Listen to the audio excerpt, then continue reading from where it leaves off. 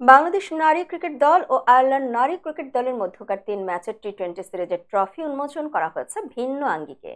বুধবার সিলেটের ঐতিহ্যবাহী মালনীছড়া চা বাগানে দুই দলের অধিনায়ক নিগার সুলতানা জ্যোতি ও গ্যাবি লুইস চা শ্রমিকের বেশে ট্রফি উন্মোচন করেন। এই বিশেষ আয়োজনে দুই অধিনায়ক গামছা মাথায় এবং পিঠে চা পাতা বহনের ঝুড়ি নিয়ে দাঁড়ান।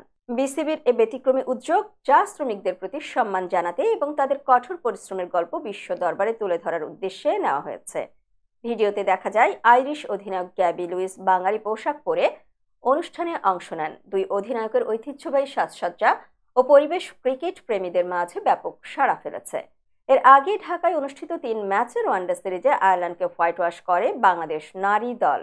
সেই আত্মবিশ্বাস নিয়ে এবার তারা টি-20 সিরিজে মাঠে নামবে। সিরিজের প্রথম ম্যাচ অনুষ্ঠিত হবে আগামীকাল বৃহস্পতিবার, দ্বিতীয় ও তৃতীয় ম্যাচ যথাক্রমে শনিবার এবং সোমবার। প্রথম 2 ম্যাচের জন্য বাংলাদেশের স্কোয়াডে আছেন নিগার সুলতানা জ্যোতি অধিনায়ক হিসেবে, নাহিদা আক্তার মুর্শিদা খাতুন সহ 15 জন। রিজার্ভ খেলোয়াড় হিসেবে দলে রয়েছেন দিশা বিশ্বাস, শামীমা সুলতানা এবং শারমিন সুলতানা। এই সিরিজে বাংলাদেশ দল ধারাবাহিক সাফল্য ধরে রাখতে বদ্ধপরিকর।